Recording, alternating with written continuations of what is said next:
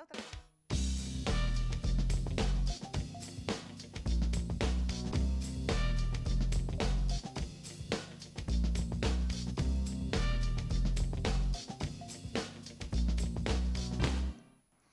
Olá, muito boa tarde para você que nos assiste. O Consulta ao Doutor já está no ar.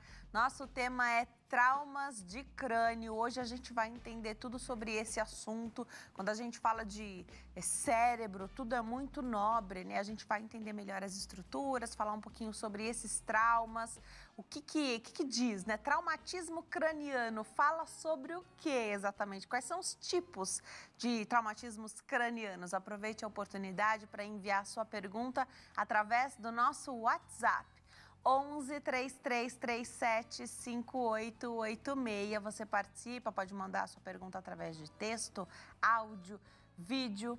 Você está convidado também a seguir as redes sociais da emissora. Nós estamos no Instagram, @TVHit, no Facebook é Hit TV Oficial. O nosso canal no YouTube é Hit TV. Se inscreva no canal.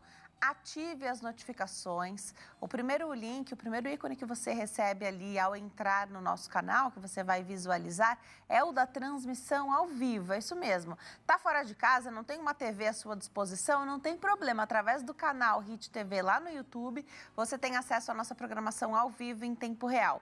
E o legal é que depois de cada programa, os vídeos sobem para a plataforma para você ver e rever a hora em que você quiser. Aproveite, então, essa oportunidade de se manter ligado em tudo que acontece por aqui, não só no Consulta ao Doutor. Aliás, a gente tem uma verdadeira biblioteca virtual lá, né, de todos os programas, com os temas, as datas, mas de toda a programação da emissora. Tá tudo lá. Vou ficar feliz se você se inscrever e ativar as notificações. Para mandar pergunta do programa de hoje, você escreve nas minhas redes sociais, sempre com o meu nome, Denise Luque, no Instagram ou no Facebook. Tá combinado? Nosso convidado hoje é o neurocirurgião, Dr. Guilherme Prado. Doutor, obrigada por ter vindo. Uma alegria te receber aqui. Obrigado, Denise, mais uma vez. Obrigado pela oportunidade. Não posso deixar de já começar o programa mandando um beijo para o Henrique e para as Marias, as gêmeas, filhas também do doutor, né? Tá todo mundo assistindo hoje, doutor? Com certeza, todo mundo está assistindo com uma mamá bem grande na boca lá, tomando leite. Muito legal, muito legal. Lembro da última vez que você esteve aqui no programa, a gente sempre troca uma figurinha aí, né, dos filhos. Muito legal essa fase, a gente conversava sobre isso antes do programa começar. E hoje a gente fala de traumas de crânio, que é um tema bem sério, doutor, que gera muitas dúvidas, porque quando a gente ouve ou assiste a uma reportagem, lê uma reportagem, fala que alguém sofreu um acidente e teve um traumatismo craniano, parece que é uma coisa única, que todo traumatismo craniano é igual. Queria que você explicasse um pouquinho pra gente, doutor. O traumatismo craniano diz respeito a um trauma no crânio, mas a posição, a localização, a intensidade são importantes? Sim, isso é fundamental para a gente entender, principalmente que os traumatismos intracranianos têm uma relação de distribuição de energia no momento de um impacto.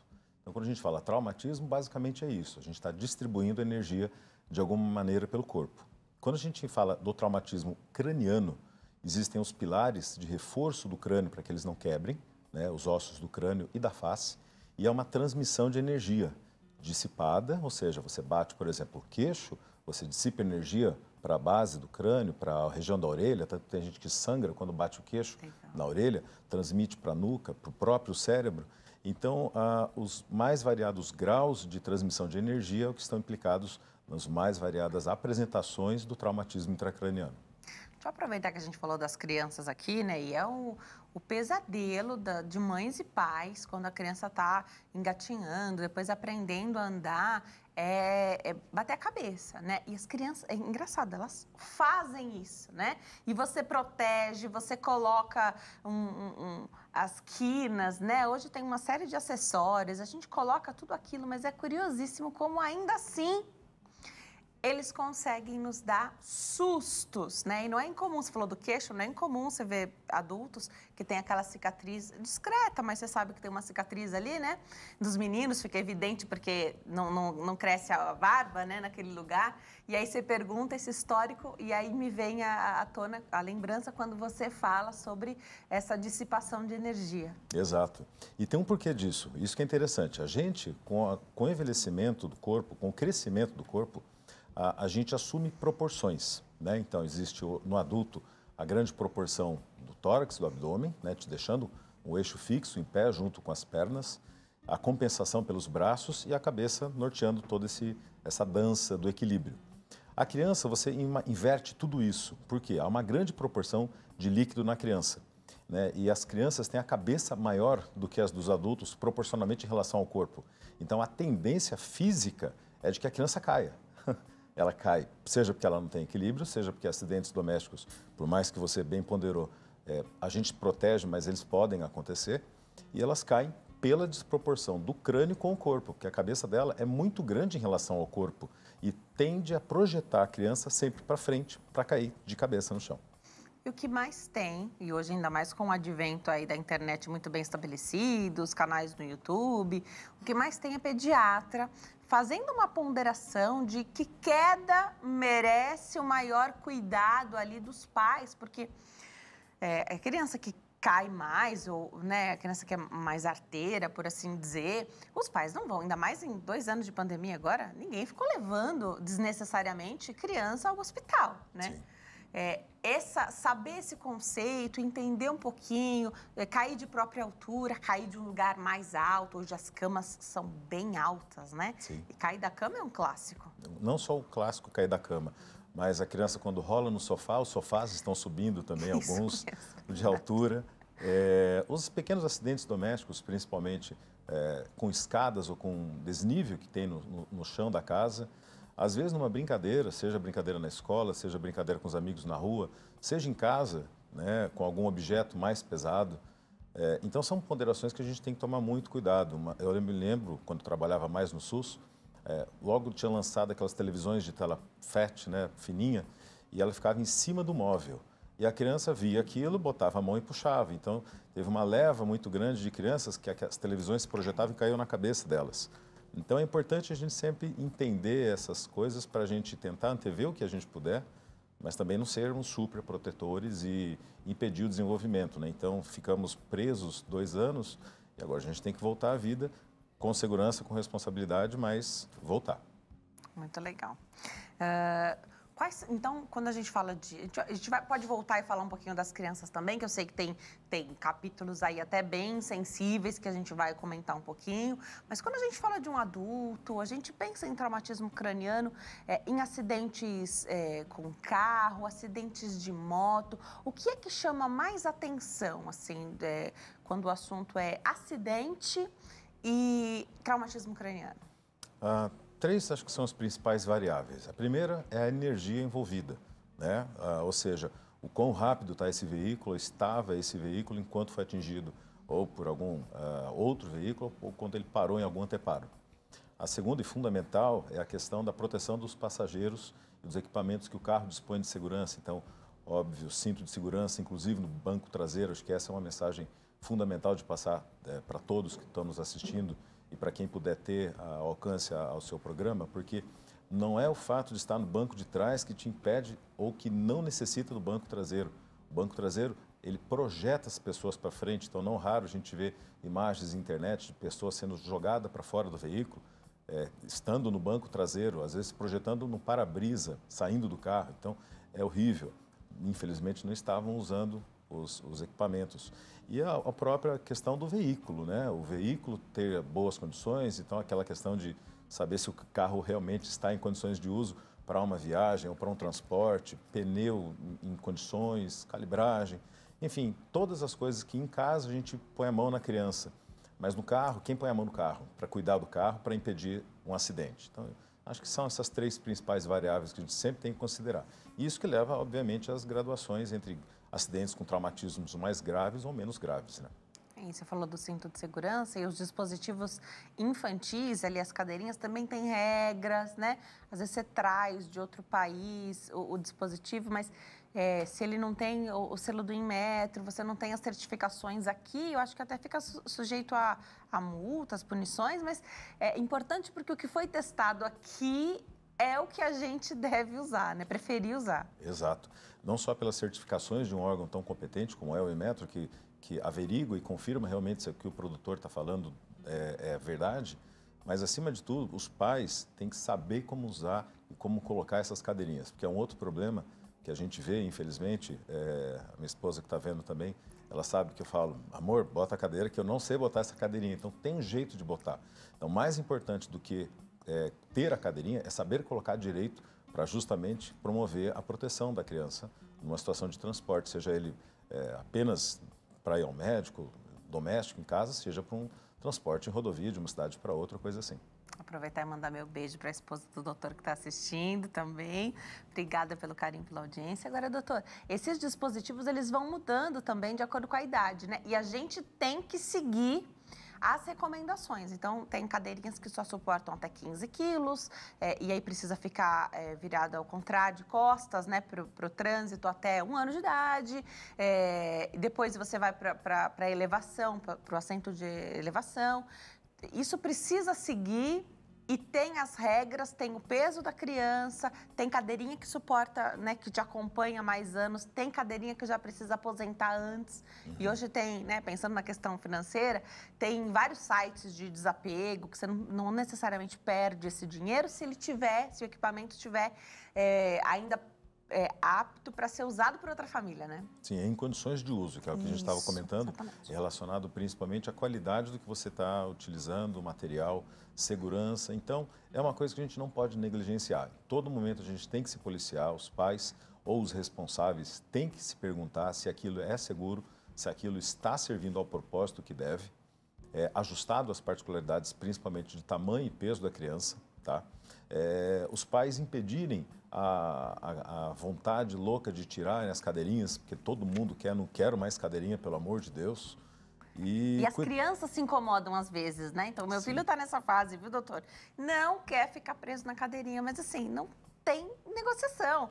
Tem que ficar lá presinho direitinho, com os pontos certos, porque eles tiram o braço, né? Sim. Eles querem tirar, então a gente tem que afixar de uma outra forma, tem outros dispositivos que você acopla ali, para que eles não consigam tirar, porque senão eles não ficam tão protegidos. Nosso bem mais precioso, não dá, né? Não dá.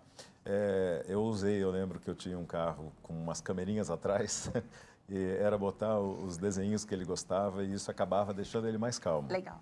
Ótimo. Então, Isso, tudo que a gente puder usar, né, como a ferramenta para ajudar, para que eles fiquem lá sentadinhos, né?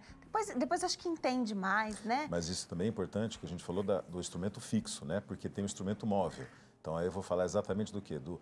Dos tablets, né? Das telas grandes, que às vezes você fala, fica vendo o tablet, fica vendo o telefone celular numa freada. Isso pode ir tanto para frente quanto para trás. Quer dizer, numa colisão isso pode bater, projetar contra o rosto. Nunca tinha pensado nisso. Pois é. Porque, como eu usei um exemplo que a gente estava conversando antes, a respeito das pessoas dentro de um ônibus quando ele freia. Isso. O ônibus para, as pessoas continuam se movimentando. Então, um carro freia, um carro recebe um golpe por trás, aquele objeto continua parado e você vai em direção a ele ou foge dele. Isso pode pular, bater alguma coisa e voltar em você. Então, sempre é importante a gente, como eu falei, antever a uma situação. A gente tem que ficar atento sempre a isso. No que diz respeito aí a esses traumas de crânio, airbags servem para proteger mais ainda? Sim, airbags são fundamentais, lembrando principalmente das gestantes, né?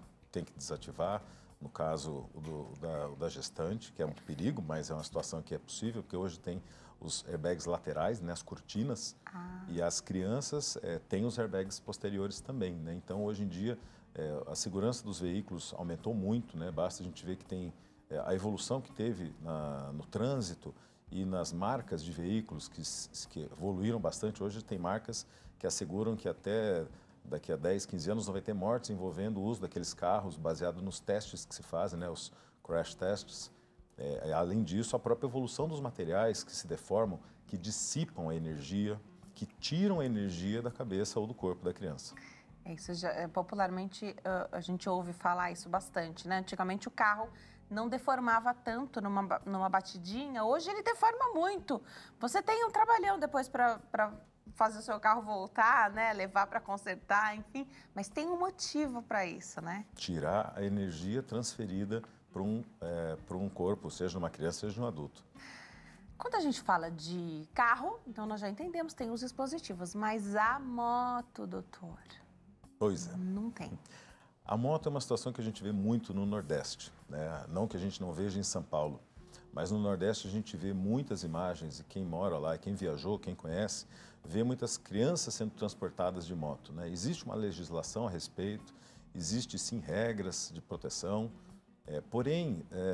e a gente também tem que entender a situação dos custos relacionados ao transporte, que é um transporte realmente mais acessível, mas a gente, de novo, tentando se antever ao perigo, né, o que pudesse ser evitado numa situação de uma transmissão de energia, imagina, a gente está falando tanto de transmissão de energia de veículos, numa colisão com uma motocicleta, toda a energia é transferida diretamente para a motocicleta.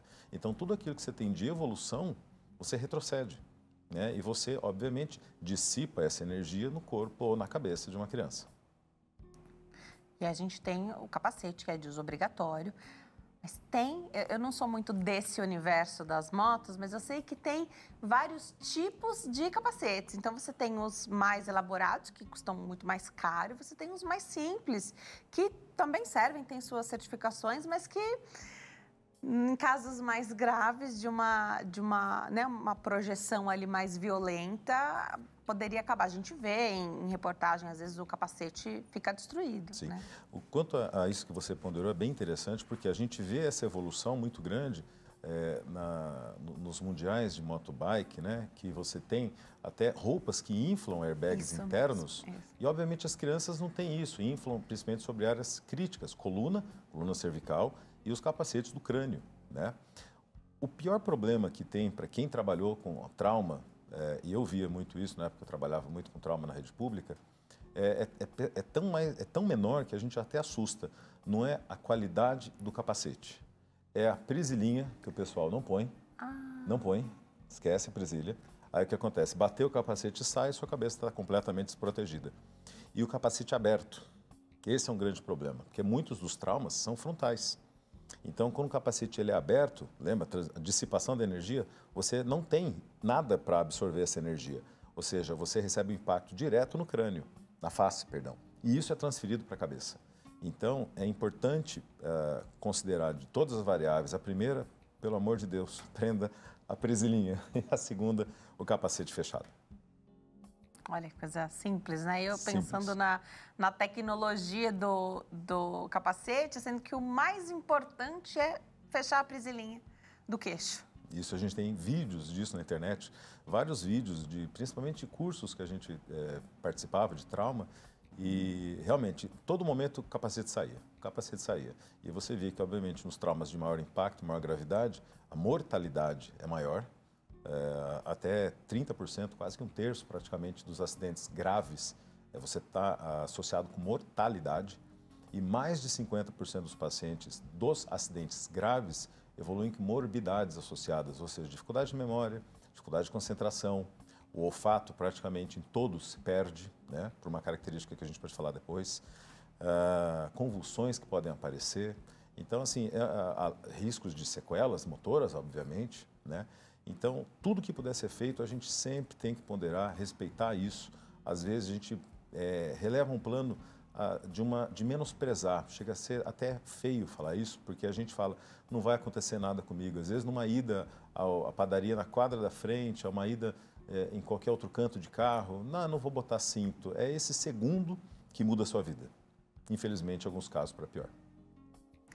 Sempre bom ter em mente, né? Por isso que a gente reforça a importância de seguir toda a recomendação, mesmo se for pertinho de casa, a criança vai fora da cadeirinha, só porque vai até ali, É nesse percurso que a gente está mais relaxado, né? Exato. Que a gente não está tão preocupado. Quando a gente está num lugar novo, pegando um caminho diferente que a gente não conhece, a gente está mais atento, né? E a gente não dirige só por nós, né, doutora? A gente dirige também pelas outras pessoas. A gente falava antes do programa começar sobre a maturidade nos trazer uma calma, né? Então, não ter tanta pressa. E é isso, né? Às vezes a pressa, por conta de 5 minutos, acontece um acidente que você não chega no seu compromisso, que você estava 5 minutinhos atrasado, e a sua história muda a partir daquele momento, porque os traumas, a gente vai falar das sequelas dos traumas, eles podem deixar sequelas gravíssimas, né? Sim, a gente vê isso em 2 situações. A primeira, quando a gente perde a hora, né, que a gente acha que nada vai acontecer e vamos acelerar, vamos andar rápido. E a segunda, que é óbvio que é a hora que a gente mais gostaria que todo mundo redobrasse atenção, é quando chove e quando está em fim de tarde, que às vezes ofusca a visão, você tem a vista cansada, quando chove, o tempo de reação, às vezes a aquaplanagem, a derrapada que você pode estar associado. Então, assim, atenção, né? Atenção, porque acidentes, infelizmente, podem acontecer. A gente tem que antever essas situações sempre. Perguntinha do público, vamos colocar a primeira, então, na tela. Você participa através do WhatsApp. O seu xará, doutor Guilherme de Santos, litoral de São Paulo, pergunta: sofreu um acidente de moto e o capacete, graças a Deus, foi o grande responsável de não ter batido a cabeça com gravidade. Ele manda esse comentário aqui que a gente falava dos capacetes, né? É isso. Salvo pelo capacete. Salvo pelo capacete que dissipou a energia. O capacete normalmente é inutilizado e quebra em uma ou até mais partes. E se você reparar os capacetes mais modernos, eles não quebram, mas ele inteiro racha. Por quê? Porque ele dissipou essa energia.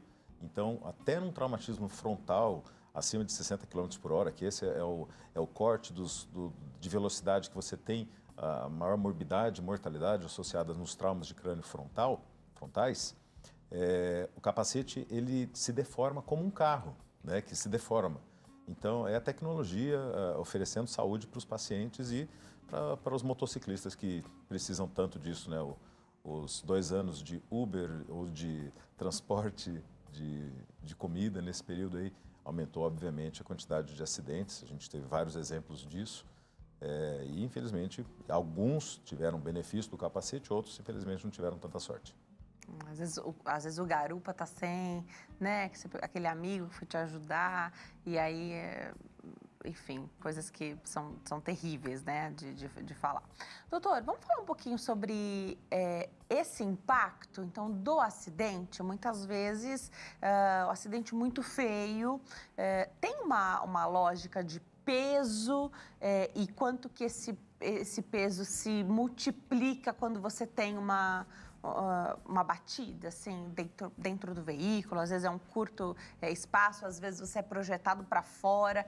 A gente fica mais pesado, né? Sim. Na verdade, a gente tem as leis da física, a inércia, né? Que é quando você está em movimento, você só muda ele se você receber de alguma maneira algum impacto lateral desviando sua trajetória.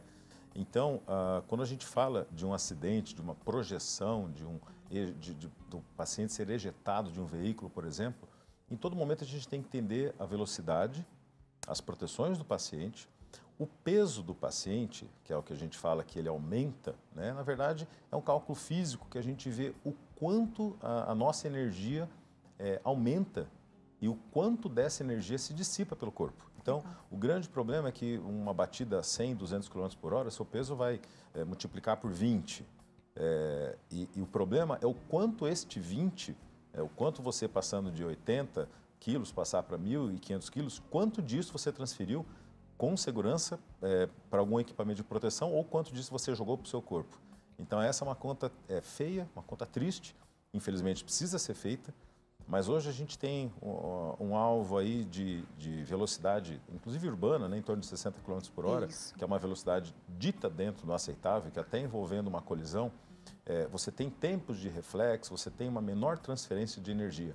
Acima disso, a gente já começa a falar de velocidades de trânsito rodoviário, ou seja, 70 km por hora, que até um tempo atrás era utilizado nas nossas rodovias, era uma velocidade menor do que a que se pratica hoje, né, 90, 100, enfim, porém que está associado com maior índice de complicações relacionadas a acidentes, né? O importante é sempre a prudência. Acho que isso a gente volta sempre num ponto que é o motorista. A 40 km por hora, o motorista bêbado pode fazer muito mais bagunça ou muito mais complicações na vida de muitas pessoas do que um motorista consciente a 80 km por hora, né? Na sua faixa que estourou um pneu e projetou contra um outro veículo. Então, é importante a gente entender a prudência no trânsito, porque nos traumatismos acima dos 6, 7 anos das crianças, grande parte deles são acidentes de trânsito. Isso. Então, a gente tem que lembrar que o acidente de trânsito, sim, pode ter crianças envolvidas. E a transferência, no caso dessas crianças no adulto, que é desta dimensão, a criança é muito maior. Por quê? Proporção do corpo. No próximo bloco, a gente fala sobre a localização desses traumas, no que eles implicam aí de problemas e prognóstico, quando não há. Então, não foi uma... não sangrou, uma coisa que chama menos atenção, mas uma batida que teve a sua importância, foi um trauma ou uma sacudida dentro do carro. Sempre isso acho que é levantado, né? Quando a família chega no pronto-socorro e às vezes diz, olha, mas não foi nada, então não tem ninguém sangrando, né? Acho que essa é uma questão. Se o cérebro pode estar lesionado, mesmo sem você ter nada aparente, nada que chamou a atenção e às vezes até sem ter de fato batido a cabeça. Mas esse chicote, né? Esse chicote, será que ele pode trazer um prejuízo? No próximo bloco, o doutor vai explicar isso, das estruturas aí do nosso cérebro. Muito se fala que não existe espaço, região que não seja nobre dentro do nosso cérebro, né? O doutor vai explicar um pouquinho, aneurismas, isso pode acontecer. Que exames que são necessários aí nesses casos?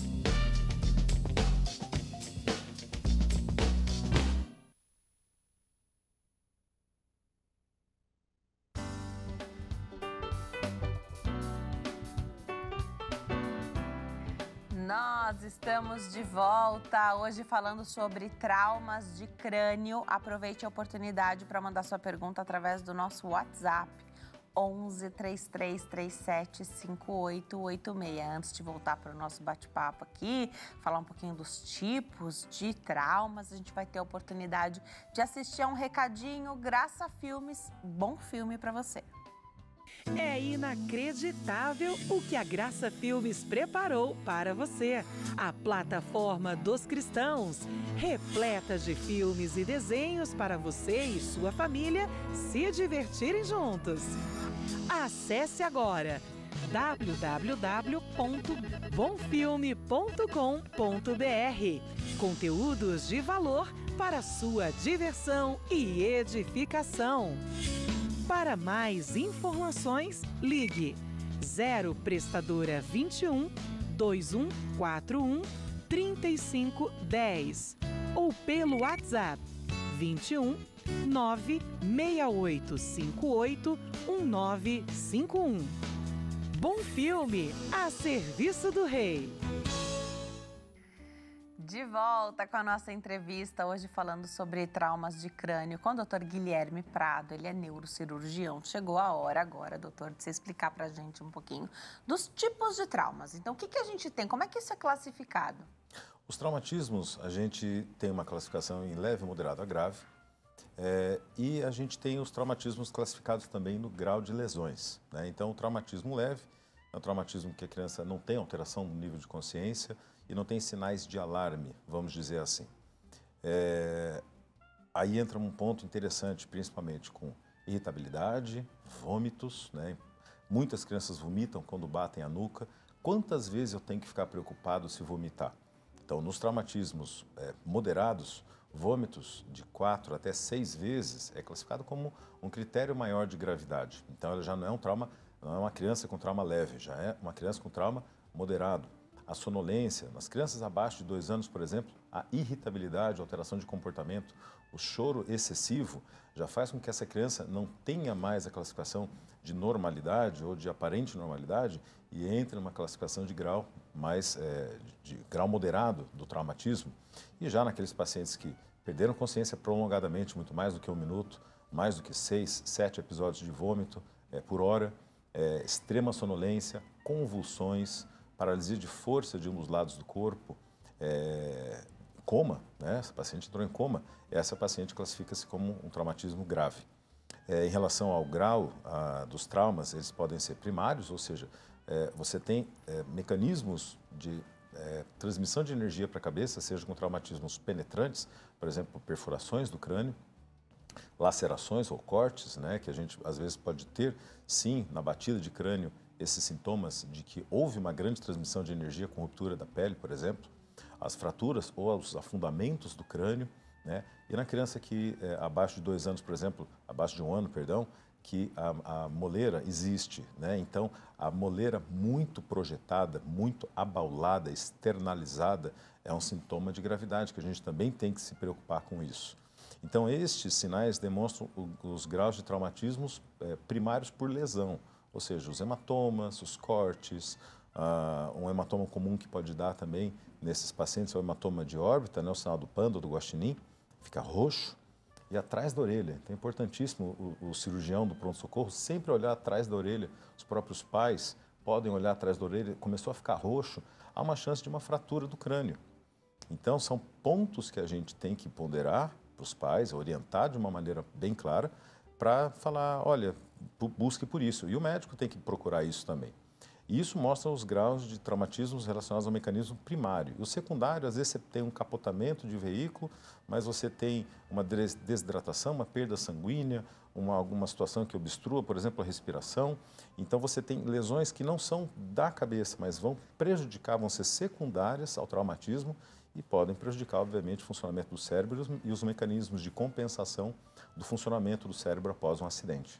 Sempre importante, então, mesmo que você não tenha uma laceração, não tenha um corte, depois de uma situação como essa, um acidente, ou até crianças menores, né, passar no pronto-socorro? Passar no pronto-socorro, isso é fundamental, porque algumas vezes as lesões podem ser naquele momento, podem ser lesões que você até teve uma batida na cabeça, mas não identificou visualmente essa batida e algumas horas depois essa criança começa a ter vômitos, começa a alterar a consciência ou entra em coma, ou seja, as lesões são dinâmicas, elas podem aparecer tardiamente em questões de horas. Então é importante um acidente, você procurar atendimento médico especializado, até para que você seja orientado na ocasião da alta a sinais de piora que podem aparecer tardiamente, dias até, e você tem que procurar o pronto-socorro, não falar aquela história de isso não é nada, vou ficar em casa olhando. Sequelas anos depois, acontece? Por que eu estou trazendo essa pergunta? Muitas vezes a gente recebe perguntas do público aqui, então relacionando uma perda de memória agora, aos 30 anos, com uma queda aos 5 anos de idade. Então bateu a cabeça aos 7 anos de idade, 10 anos de idade.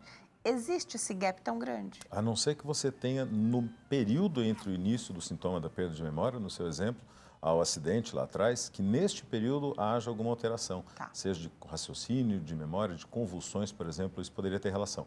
Mas se você passa por um período entre o acidente e tão tarde na vida, sem nada, não tem chance disso acontecer.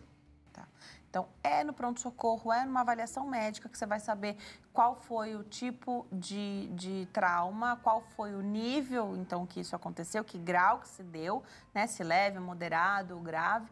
E essa informação é importante, porque nesses 2 anos, doutor, de pandemia, se a gente olhar 2020, 2021, a gente tentou escapar de qualquer maneira de hospital, né? E muitas famílias procuraram apoio até em rede social de médico que não é o médico da própria família, para saber se era muito grave, se precisava buscar o hospital ou não. Então, precisa passar numa avaliação. E hoje os hospitais têm protocolos, vocês já estão acostumados, né, com esse fluxo todo. Sim, é importante lembrar, você ponderou da pandemia, né? A telemedicina veio para suprir essa necessidade. É óbvio que alguns cirurgiões optam por examinar o paciente, botar a mão nele, né? Eu, pessoalmente, não faço telemedicina porque eu gosto de examinar, de tirar a história, às vezes de ver e ouvir gestos ou pequenas coisas que o paciente faz que já te denotam alguma alteração, alguma potencial informação que você tem que considerar baseada em outras informações. Mas a telemedicina, principalmente com os critérios, os protocolos que a Sociedade Brasileira de Neurocirurgia tem, tanto do atendimento quanto de orientação pós, que é o mais importante quando você sai do hospital. E aí, que horas que eu tenho que me preocupar. Isso. Tive um acidente com chicote na região da coluna cervical. 2 dias depois estou com uma contratura muito grande. É normal ter contratura ou não é normal ter contratura?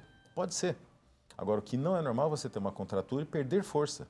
Isso aponta para uma lesão da coluna cervical que pode ter passado, sem o reconhecimento no momento do atendimento inicial. Então, é importante receber a orientação, o atendimento inicial, bem feito, né, com todos os protocolos das sociedades e dos grandes hospitais de trauma, e orientar os pais quanto a sinais de problema, né? Uma coisa que a gente comentou. Será que pode dormir depois de um acidente? Essa pergunta é clássica. Responde pra gente, doutor, por favor. Deve dormir. Se você torce o pé, o que seu corpo pede? Repouso, né? O médico, o ortopedista bota um gesso na sua perna para você ficar em repouso. Você bate o crânio, você transmite energia para o cérebro, né? Então, o teu cérebro vai querer dormir. O que preocupa é aquele paciente que dorme e você não consegue acordar. Ou aquele paciente que acorda irritado, tem uma convulsão, começa a ter muita dor de cabeça, começa a sair líquido do nariz ou da orelha, tem o hematoma, o roxinho atrás da orelha ou em volta do olho, sem nenhum tipo de trauma na região da frontal. Então, essa é a hora que a gente sim precisa procurar atendimento médico. Essa dica de olhar atrás da orelha, já fiz uma nota mental aqui, doutor. E a olheirinha também, né? Porque a criança mostra, né? Sim. Então, olheira e atrás da orelha, tá, já fiz Roxinho minha nota ali. mental. Roxinho ali, então, Fique sinal... atento. Buscar o médico, né? Tem que buscar o Busca o serviço de saúde, muito legal. Doutor, você falou do chicote, né? Então, 2 questões importantes. A questão da coluna cervical e o próprio sacudir, o balançar essa cabeça, né? Então, o que tem? Existem líquidos dentro, tem líquido dentro do nosso cérebro, a substância, ela é mole. Então, chacoalhar, pode misturar uma substância com a outra que não devia bagunçar? Esse é um ponto bem interessante que você tocou, porque o chacoalhar, né? O que é o chacoalhar? Vamos pensar no chacoalhar, primeiro no acidente, depois no chacoalhar das pessoas pegando a criancinha e sacudindo, né? Isso. A gente sabe que o cérebro ele é solto dentro da estrutura craniana, preso em alguns pontos, onde saem os vasos e os nervos, quando eles entram no crânio para ir para a parte do rosto, dos olhos, enfim, para distribuir-se na face. Esses são os pontos livres do cérebro. A gente tem um líquido que banha o tecido cerebral lá dentro. Ou seja, imagine uma substância num aquário, né, com alguns pontos fixos. Esse é o tecido cerebral. Então, a gente tem a caixa protetora, as capas protetoras, o líquido e o cérebro. Então, movimentos ou forças de cisalhamento, que a gente fala, de tração, que causem, de repente, ruptura de veias, né, ou de artérias, podem levar à compressão do tecido cerebral e, por conta disso, levar aos sintomas dos pacientes. As veias, normalmente, quando sangram num movimento agressivo, num capotamento, num girar dentro de um veículo, elas vão fazer isso progressivamente, mas mais lentamente do que, por exemplo, uma artéria, que é um vaso com pressão, que leva sangue do coração para a cabeça. Então, a pressão nesse vaso é muito maior. Então, numa situação de uma alta energia, que você vai ter a formação dos hematomas. E dependendo do grau de energia, um hematoma arterial, um hematoma venoso, vamos por assim dizer. Agora, num movimento, num sacudir numa criança pequena, muito frágil, abaixo de 1 aninho, a gente tem que tomar um pouco de cuidado, porque às vezes este sacudir, né, inclusive é triste falar disso, mas das crianças abaixo de 1 ano, existem a síndrome do bebê espancado, né, o bebê sacudido, né, o baby shaking, e é por sangramento de veias, na verdade, que a gente vê. São essas veias que sangram na cabeça, pequenininhas, em pequenas quantidades, mas funcionam na cabeça como uma esponja. Então, que é uma gotinha de sangue, começa a puxar essa água de proteção que eu falei anteriormente no cérebro, começa a aumentar de tamanho e forma os hematomas tardios. Além disso, lembrar dos hematomas de retina, né, que são muito evidentes, manchas e escoriações pelo corpo, em variados graus de absorção, né? Então, quando a gente machuca, fica roxo, depois fica verde, depois fica amarelo. Então, essas são algumas situações. O hematoma subdural crônico, numa criança abaixo de 1 ano, por exemplo, que é o sangramento de veia, tem que ponderar sobre isso, né? O sacudir a cabeça de uma criança, né? E, obviamente, nos acidentes de maior impacto, principalmente, a rotação do corpo dentro de um objeto, dentro de um veículo, por exemplo, ou de um capotamento. Doutor, vira e mexe a gente vê pessoas que passaram por um acidente fazendo exames e aí descobrem, então, independente da situação que a pessoa está, dizem, já tinha um hematoma, parece que já era um hematoma que não é de agora, já existia, ou tinha um aneurisma e por isso a situação ficou mais agravada. Então, não foi propriamente o acidente que provocou a maior repercussão, mas uma situação que já estava lá e não tinha sido diagnosticada. Comum isso? É muito comum isso que você falou no finalzinho, é perfeito. Muitas vezes, eu tive a oportunidade triste de ver muitos pacientes que batiam a cabeça, tinham um traumatismo moderado, faziam tomografia e descobriam um tumor, né? Alguns pacientes que bateram a cabeça, não fizeram a primeira tomografia com indicação de fazer e formaram o hematoma tardio por esse mecanismo de esponja que eu falei, do sangue que sai na cabeça. E o contrário também é válido. Você tem alguns acidentes, me recordo de um menino de 20 anos que teve um acidente e formou um aneurisma cerebral traumático. Naqueles pontos fixos que eu falei da cabeça, um dos pontos fixos é o vaso. E o vaso, ele passa por dentro do osso do crânio. Só que o paciente teve uma fratura justamente no osso onde abrigava essa artéria. Então, você imagina, né, um buraco no osso, você quebra, você corta essa artéria. E ele teve vários AVCs depois, em territórios totalmente diferentes. Tanto que o pessoal olhou e falou, poxa, mas o que é isso? Eu falei, isso aqui é um aneurisma, é um pseudoaneurisma, um aneurisma que não é como o aneurisma cerebral, que a gente ouve falar por aí, mas é relacionado ao acidente. Né? Então, é uma coisa que pode acontecer. Me lembro de uma menina jovem que teve um acidente doméstico com um bug dentro de um condomínio. Com a velocidade de um bug. Não deve ser mais do que 30 km por hora.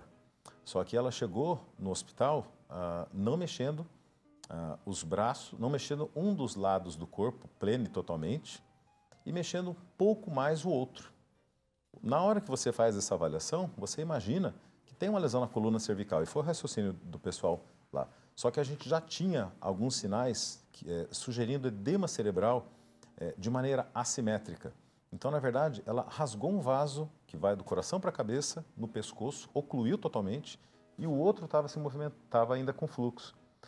Isso mostra o quê? Isso mostra que, além de todo o mecanismo que o corpo tem de compensação para tentar mandar sangue para a cabeça, é muito importante o médico entender que os mecanismos podem não estar exatamente onde ele está olhando. Então, a experiência para lidar com o trauma, o tipo de avaliação que o paciente tem e ter os exames nas mãos é o que fazem toda a diferença.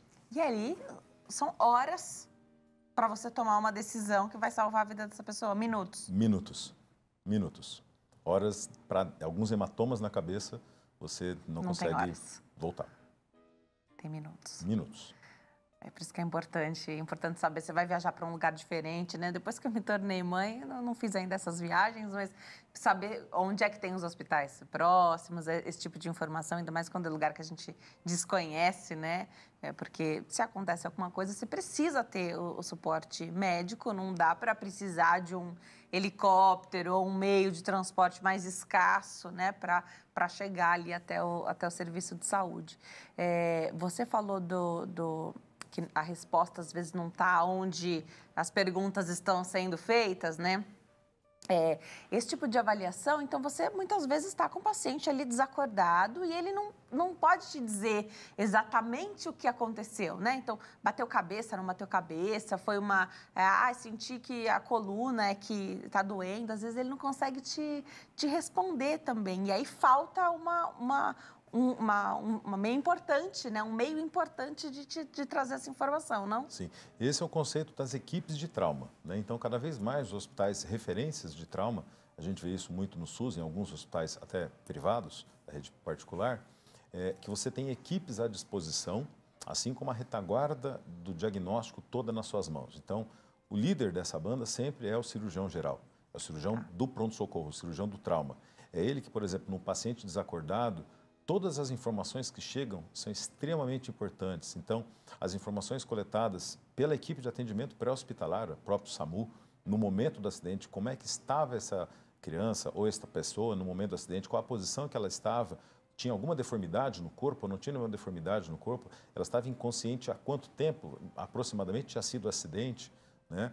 Quais são os sinais vitais que o cirurgião do trauma viu na hora que ele ausculta o pulmão, na hora que ele percute a barriga, ou seja, ali ele vai definir, baseado numa decisão de segundos e de experiência, quais exames ele vai pedir. E nesse paciente desacordado, basicamente, ele faz o protocolo de trauma de investigação completa, né? Então, você palpa ossos para identificar alguma lesão de bacia, de membros, de pernas, de braços.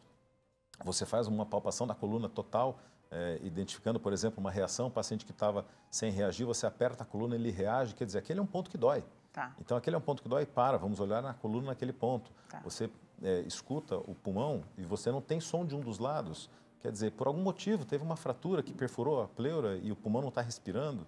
Então, essa é uma decisão que o paciente tem que ser encaminhado para um setor de diagnóstico para fazer as tomografias no protocolo de trauma, para poder ter a resposta imediata e algumas vezes ser submetido a algum procedimento cirúrgico de urgência. Já vou te perguntar justamente dos exames, então às vezes é tomografia também que precisa para o restante do corpo, às vezes precisa para a cabeça. Já você explica então quando que pede exame ou não. E uma outra situação ainda mais delicada às vezes precisa fazer uma cirurgia no abdômen, por exemplo, e também precisa fazer uma no crânio. E aí, dá para operar junto? Né? Já você me conta isso, doutor, porque quem assiste série médica já viu de tudo, né? Tem perguntinha do público? Vamos lá, vamos ver. Samuel, meu sobrinho chama Samuel, de Vila Velha, Espírito Santo. Sofri um grave acidente de trabalho há 1 ano. Caí de uma altura de 5 metros, doutor. Tive traumatismo craniano, fratura na perna e no braço. Fiquei com perda de memória. Posso ter melhoras? Estou com 35 anos. Faz 1 ano, então, que o Samuel sofreu essa queda de 5 metros de altura. A gente falou bastante de acidentes de carro, né? Mas esses também são comuns. Subiu no telhado para ver alguma coisa em casa. No caso dele era o trabalho, né? Mas telhado, concertos em geral de fim de semana que a gente se aventura também, né? Nossa, isso a gente vê muito. Pessoal que, de repente, vai fazer algum ajuste na antena, o pessoal que faz, eventualmente, alguma diversão em plano elevado, os churrascos em laje, né? Então, a gente via muito disso acontecer.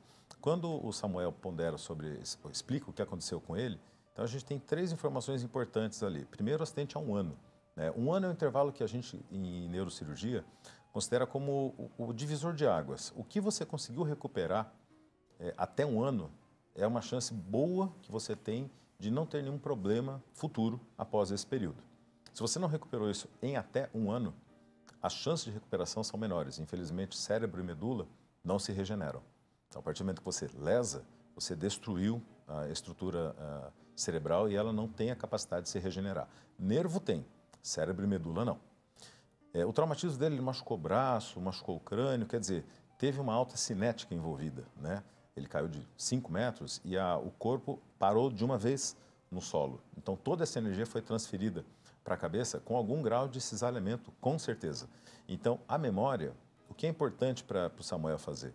Primeiro, definir qual é a memória prejudicada. A memória, a gente sabe que tem vários tipos, né? A primária, a secundária, a terciária, a memória de trabalho, a memória curta, enfim, são vários tipos de memória. E essa é a importância de um neuropsicólogo estar junto. Para quê? Para identificar quais seriam essas dificuldades após. De repente, antes, ele era um exímio fazedor de contas, trabalhava muito bem e hoje não consegue mais fazer as contas. Então, existem os exercícios que até este período de 1 ano a gente gostaria que fossem feitos demais com essa equipe dos neuropsicólogos e até dos terapeutas ocupacionais, mas sim lançar a mão das ressonâncias, que são exames bem mais detalhados que uma tomografia, por exemplo, que te detalham as estruturas mais finas do tecido cerebral e identificar se na área da memória, do comportamento ou nos circuitos de associação com altas partes do tecido cerebral, vamos dizer assim, se houve alguma ruptura em alguns pontos específicos. Porque se houve, isso é o que a gente chama de lesão axonal difusa. Isso é um problema porque esse paciente vai ter dificuldade de usar aquela memória. Não que ele nunca mais vai poder aprender aquilo, ele vai ter que elaborar aquilo de outras maneiras. Então é muito importante o empenho do paciente, a dedicação, saber o que está acontecendo para ir atrás. Eu até ia lançar uma pergunta para o Samuel, mas com certeza ele deve ter perdido o olfato, por conta que a gente tinha comentado anteriormente, que os nervos do olfato são extremamente finos. E numa batida com desaceleração, uma coisa muito comum que os pacientes falam, nossa, perdi o cheiro, perdi o olfato. Isso é verdade. Principalmente nos traumas de maior impacto, porque rompe o nervo que vai para o crânio da estrutura do nariz, separa. Então o paciente perde o olfato nos traumatismos de crânio grave, mais de 70%. Imagina viver sem sentir o gosto, o cheiro das coisas. Lembrando que o cheiro, né, se o gás está pegando fogo... É uma segurança, né? É uma segurança nossa, um mecanismo de fuga e de reflexo. Então, a gente tem que pensar nisso também. Cheiro de queimado, né? Exato. Então, antes de você ver o fogo, você sentiu o cheiro, né? Você perde isso. Então, é bem delicado isso aí. E é curioso porque chamou bastante atenção essa coisa de perda de olfato e paladar, por conta da Covid, né? Os neurocirurgiões explicaram bastante esse mecanismo. A gente não tinha, sei lá, se a gente tinha parado, o leigo tinha parado para pensar em como se dava essa função, né? Que é tão importante e que a gente gosta de manter preservado. E se já foi difícil perder por um curto espaço de tempo, né? Tem gente que ainda, por conta da Covid, não recuperou 100%, mas, enfim, isso é uma outra questão. Imagina quando você lesou ali a região e não tem chance de recuperar, nem com tem uns exercícios, né? Tem fisioterapia do olfato, né? Para recuperar. A gente vai para o intervalo. No próximo bloco, quero saber aquela questão se pode, doutor, operar o abdômen. Então, uma equipe está lá no abdômen e a outra equipe está no cérebro. Será que pode? No próximo bloco, o doutor vai explicar. Até já.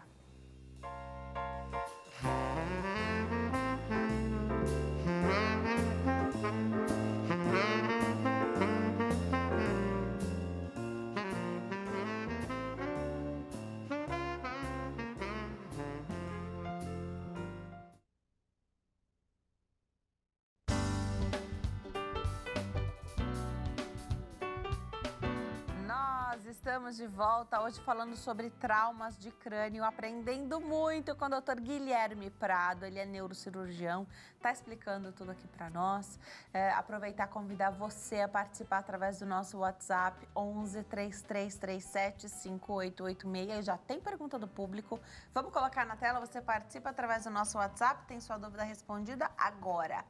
Adriana, de Barueri, São Paulo, conta: meu pai tem 80 anos e Alzheimer. E depois de uma queda e bater forte a cabeça, o esquecimento dele, que antes era 30%, agora é 100%.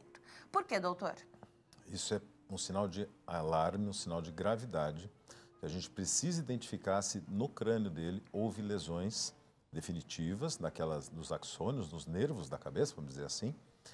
E se não tem, neste momento, inclusive, um hematoma lá na cabeça dele agora, né? Porque o idoso, o cérebro atrofia, o cérebro ele diminui de tamanho dentro da caixa craniana.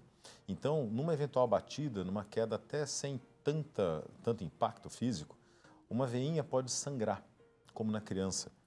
E se sangra, ela vai puxando a água do tecido cerebral e vai formando o hematoma tardiamente. Então, se isso aconteceu, é uma urgência médica, ele precisa ser avaliado por um neurocirurgião, até para avaliar se existe a possibilidade de ter que fazer uma cirurgia por formação de hematoma tardio, porque isso no idoso pode levar tanto tempo quanto 60 dias da queda. Então, às vezes o paciente bate hoje, eu lembro que eu operei um senhor ativo, rígido, 80 e poucos anos, que ele ao entrar no carro ele bateu com a cabeça. Aquela batida boba. Você fala, eu bati, você já bateu, todos já batemos, e começou a ter dificuldade para falar e dificuldade de memória, num curto prazo, em 30 dias. Então, neste caso, é importante avaliar se não tem um hematoma lá dentro e se, infelizmente, pela pancada, isso não piorou o problema de uma demência, no caso de um paciente que não tem hematoma cerebral. Hematoma sempre opera? O hematoma tem alguns critérios, basicamente, que envolvem localização no tecido cerebral, causa, né, que está levando o paciente a ter o hematoma. Então, se for um sangramento ativo ou se foi um sangramento e que está em expansão, comprimido o tecido cerebral, causando edema, convulsões, perda de força, esses casos todos devem ser tratados com cirurgia, ou naqueles pacientes que até têm formações de hematomas, mas esse hematoma estabiliza-se. Eu recordo que semana passada atendi uma senhora com alteração de memória que levou 2 tomografias para mim, com 2 anos de intervalo, as 2 com hematoma cerebral, mas o hematoma se mantendo. Então, ela sangrou, ficou daquele tamanho, vai ficar aquilo com ela, porque é uma condição física muito delicada, e não estava causando nada no corpo dela. Então, necessariamente, nem todo hematoma se opera, mas é importante que sintomas sejam tratados com cirurgia.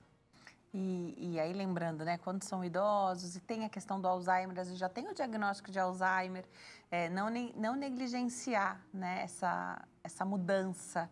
Então, você falou 30, 60 dias, então ficar de olho e prestar atenção, porque uma batida boba, né, às vezes o idoso nem se queixou, você que ouviu o barulho, né? Fico preocupado porque ela ponderou 30% de esquecimento e depois E agora 100%. 100%. Então, eu confesso que eu fiquei um pouco preocupado com ouvir isso, sugiro que ela vá para um serviço de saúde. Serviço de saúde, provavelmente vão ser feitos exames. Exato. Ressonância ou tomografia? Vou até piorar. E o raio-x? Ah, tá bom.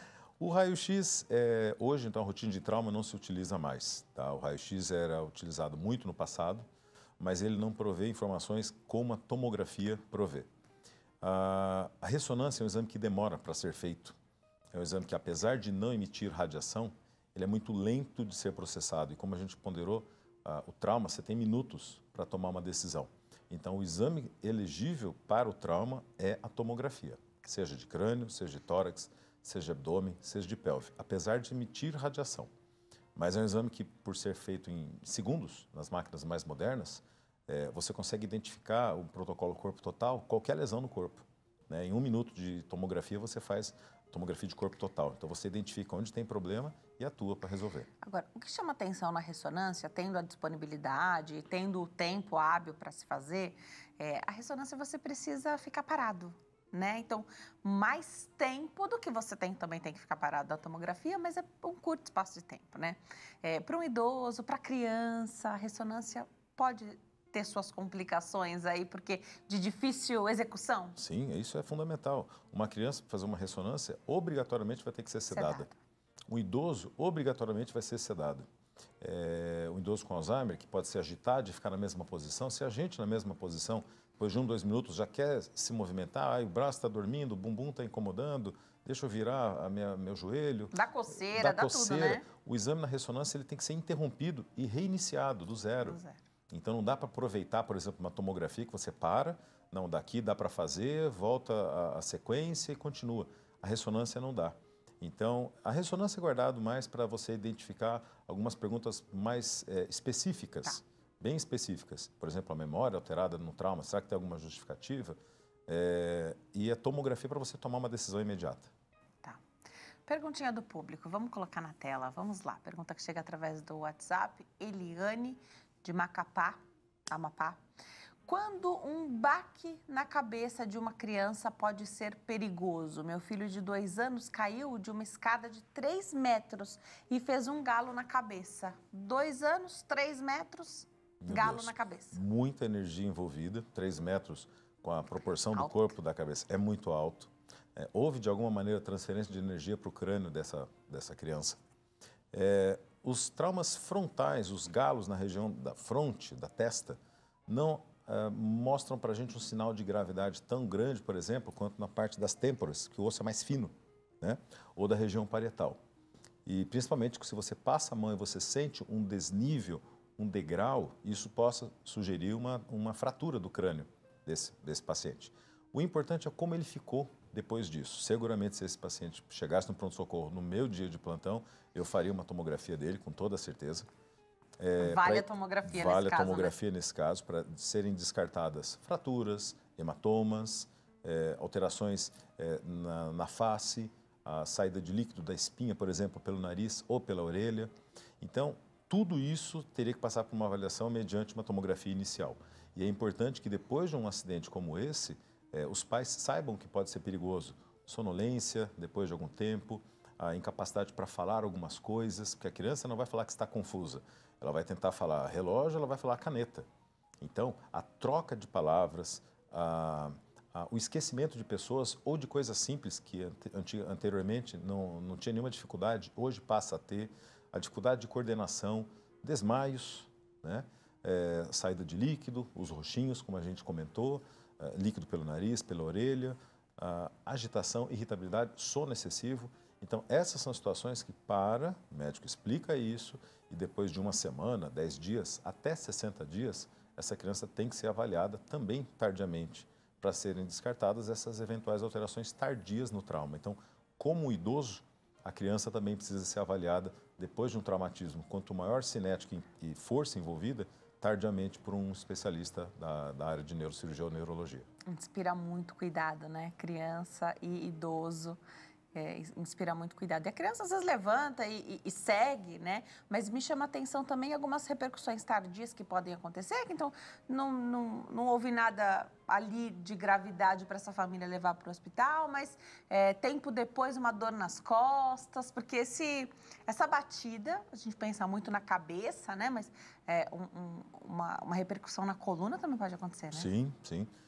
Os traumas de coluna, principalmente quando você tem traumas com fraturas, por exemplo, unilaterais da coluna, né, em estruturas de estabilização da coluna, eles podem evoluir com dores e com instabilidade tardia plena, ou seja, esse paciente pode ter algum grau de mobilidade acima do aceitável na coluna e ter uma lesão instável, expondo o paciente ao risco, por exemplo, de uma lesão medular ou de uma lesão de nervo, ou seja, uma criança que tem, por exemplo, vou usar o exemplo de uma queda da criança anteriormente de 3 metros de altura e que, de repente, depois de 2 semanas, começa a mancar ou arrastar a perna.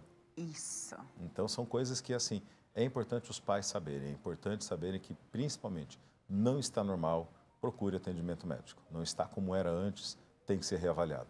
Perfeito. Perguntinha do público, vamos colocar na tela para saber o que o pessoal de casa quer saber. Jurema, meu esposo fez uma ressonância e detectou um tumor, doutor. Eu gostaria de saber se isso pode ter afetado a visão dele, pois no exame oftalmológico que ele fez, deu que morreu o nervo óptico. Pode estar relacionado a esse tumor, doutor? Na verdade, pode estar de 2 maneiras, seja pela localização do tumor próximo à via óptica, né, e aí fazendo com que ela seja comprimida, tenha algum grau de edema, e esse edema, obviamente, comprometeu a circulação arterial e venosa dentro do nervo, fazendo com que esse nervo morresse.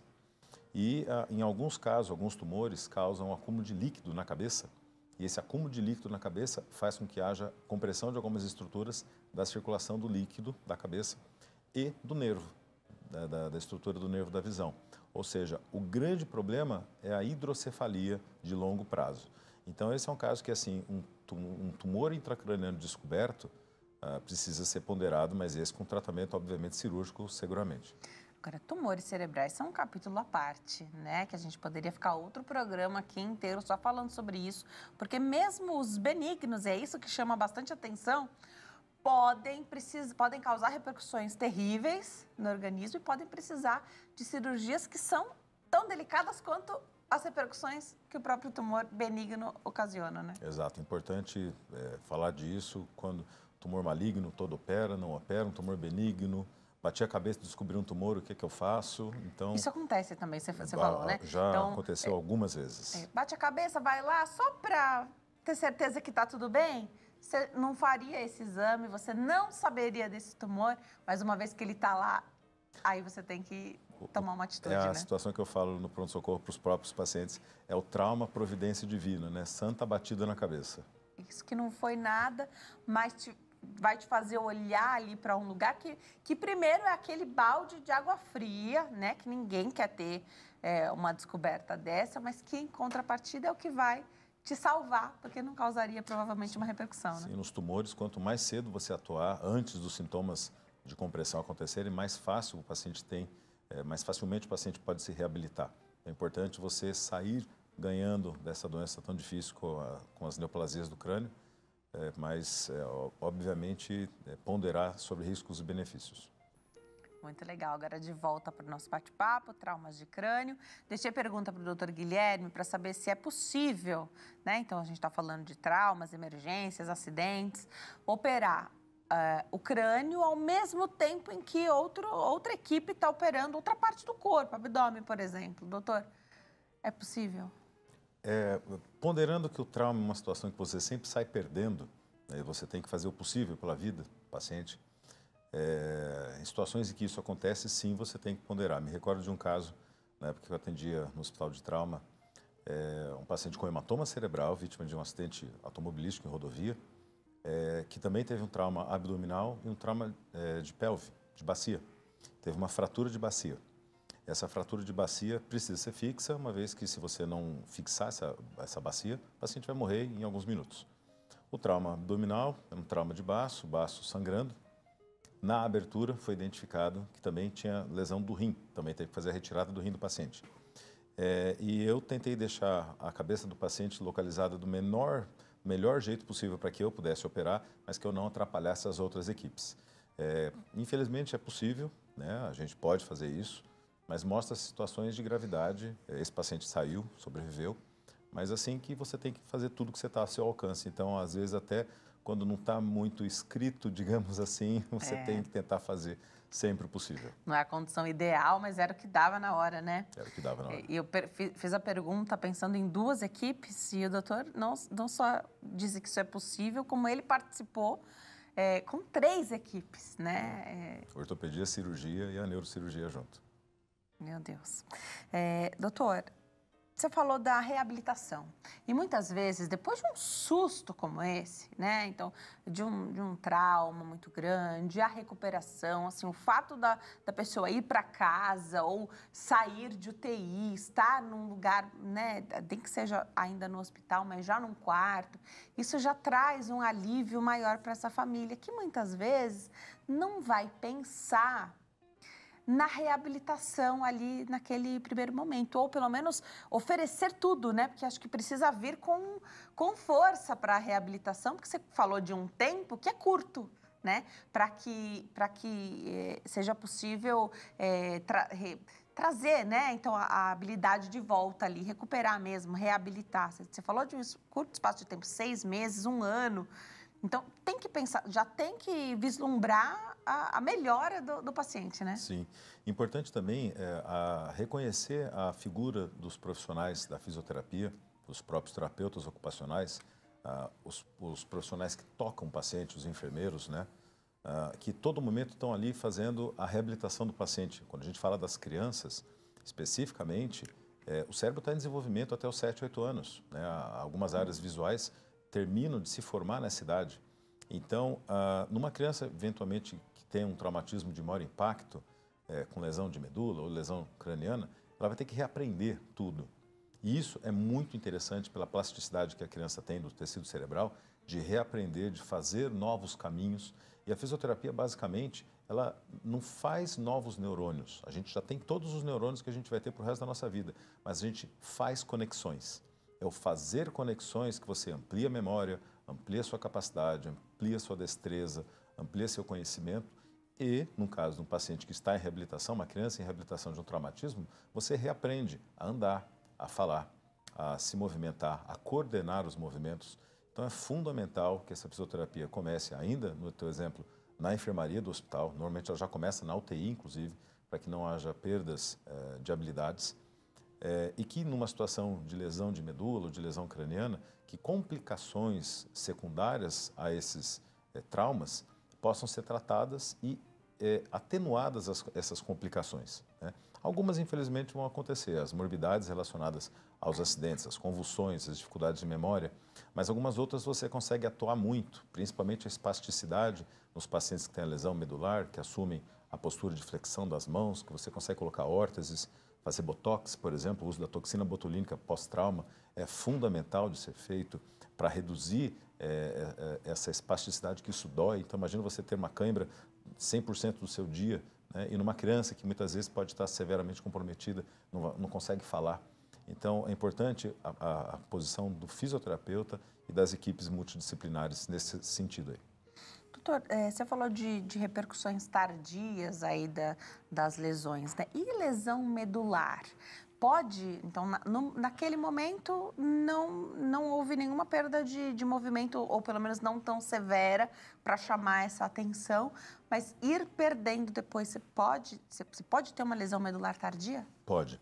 Na verdade, a lesão medular, ela é muito pressuposta, principalmente no exame físico, com alguns sinais que a gente consegue identificar, principalmente padrão de reflexo dos braços e pernas, aquela batidinha do martelinho nos joelhos, né?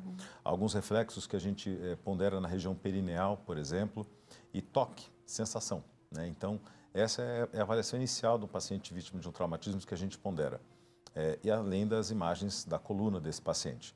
Agora, em alguns casos, por mais que você não tenha alterações iniciais nessas tomografias, mas os pacientes surgem com essas lesões, O trauma é uma lesão dinâmica, ela vai acontecendo. O importante é você identificar antes que problemas aconteçam, porém, é possível sim que num trauma o paciente possa mancar, arrastar a perna, começar a ter dificuldades na coluna cervical, dores que vão para o ombro, por exemplo, e ser uma lesão de coluna cervical. Então é importante, mais uma vez, as orientações após um acidente como esse e que a gente identifique isso, leve ao médico e as providências sejam tomadas. Havendo um trauma de crânio, depois de quanto tempo você quer ver esse paciente de novo? Às vezes é no hospital que ele vai ser tratado por um neurocirurgião, mas ele não tem um médico para chamar de seu, né?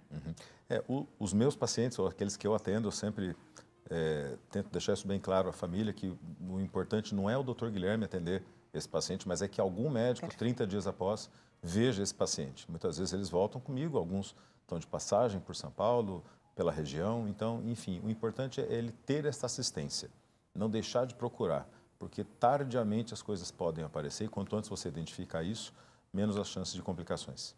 Para terminar, num determinado momento o doutor falou de hospitais que são centros de trauma, né? E às vezes, quando acontece um acidente ou tem algum problema, a gente tenta ir para o hospital que a gente conhece, né? Você tem convênio, vai ser atendido ali naquele hospital que você acha que a hotelaria é melhor e, na verdade, o que a gente precisa é dessa equipe, né? Então, às vezes, não é o hospital que você iria fazer uma cirurgia eletiva, é o hospital que está mais preparado para receber aquele caso, né? Sim, isso é fundamental. Cada vez mais os hospitais privados perceberam essa necessidade de ter equipes à disposição, né? Então, as retaguardas hoje dos grandes hospitais que a gente conhece, praticamente todos têm equipe de neurocirurgia à disposição, que se chegar em algum momento um paciente atropelado, acidentado, tem um neurocirurgião de equipe, tem um ortopedista de plantão, tem um cirurgião de plantão. Então, é importante os centros referenciados de trauma. O SUS é onde isso começou, então a gente sabe que o SUS é onde o SAMU, é para onde essas ambulâncias removem os pacientes. Mas alguns pacientes que têm a saúde suplementar, que têm os convênios médicos, podem optar por hospitais com essa capacidade. Adorei te receber aqui, doutor. Está convidado a voltar, a gente tem vários temas para abordar aqui, muitos já foram levantados no programa de hoje mesmo. Vou deixar os contatos, então, 11 2500 0292, 11 2500 0292 e o Instagram é @neuromogi, neuromogi. Doutor, obrigada, adoro te receber aqui, volto sempre. Obrigado pela oportunidade, fique com Deus, até mais. Obrigada, um beijo na família. Obrigada a você que escolhe nos assistir todos os dias, fique com Deus e eu te vejo amanhã. Tchau.